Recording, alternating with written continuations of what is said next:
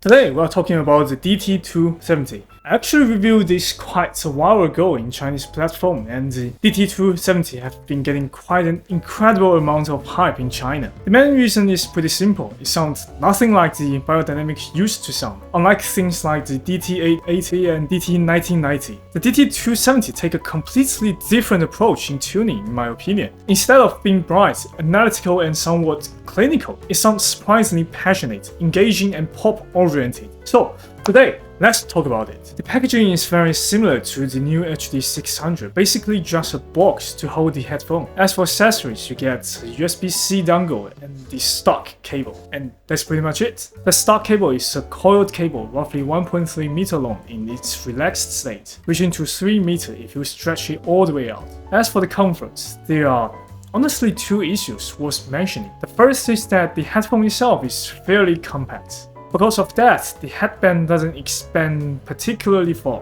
And on top of that, the padding on the top of the headband isn't especially soft. So sometimes you can feel the headband pressing against the top of your head. It's not extremely unbearable, but it can get a little uncomfortable during long session. The second issue is that the earpads. The inner opening is relatively small, only around 5.3 cm across. Looking at the frequency response is actually very interesting.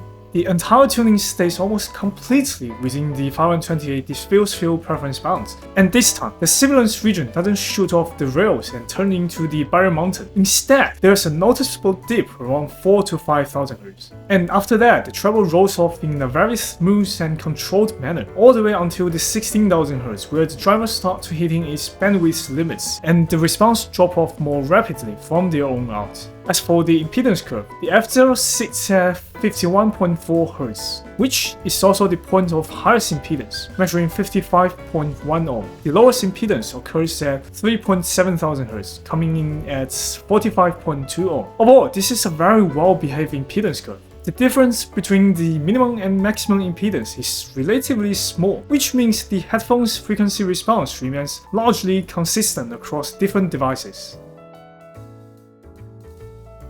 In terms of subjective impression, the tuning leans slightly toward the lower mids and bass. The first thing that jumped out at me was the amount of mid-bass and lower mid warmth. There's plenty of bass, along with a very generous sense of weight and warmth. And perhaps the biggest surprise, the treble finally doesn't try to murder you this time. Honestly, it's just un-Beyer. I think the DT270 Pro is completely different from traditional Beyer playbook.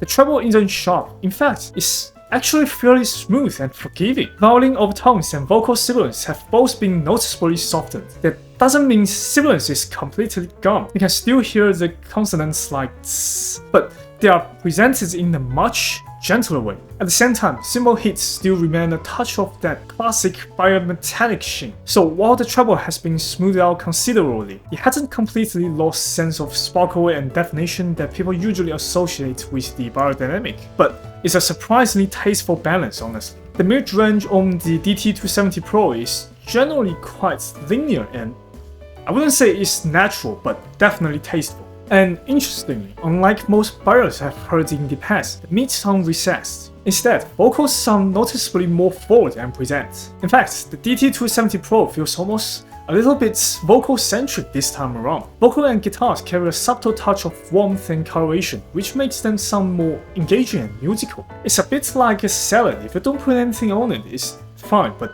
also pretty plain. The warmth on the DT270 Pro is like piling on the seasoning. It gives some flavor, character, and make it a lot more enjoyable. As for the bass, quantity is fairly generous, and extension is quite good as well. Impact is one of its strongest qualities. When the track really leans into the drums, you get that satisfying sensation of the entire driver moving ear together. The result is a bass presentation with plenty of weight, punch, and warmth. And some of that warmth spills into the mids, giving them a slightly richer and warm tone. That said, the sub-bass doesn't linger particularly long. Notes decay relatively quickly, so there's less of that deep rumble hanging in the background. And as I usually tell the true advantage and disadvantage of each thing, there's certainly weakness of this kind of bass.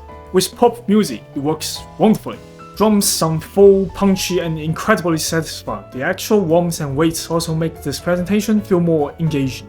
But when you move into smaller acoustic ensembles, things becomes a bit more complicated. Piano, violins, and other acoustic instruments can start to sound thicker and heavier than they should. The bass has enough presence that it occasionally imposes itself on the rest of the mix, making some instruments sound weightier than they should in the real life.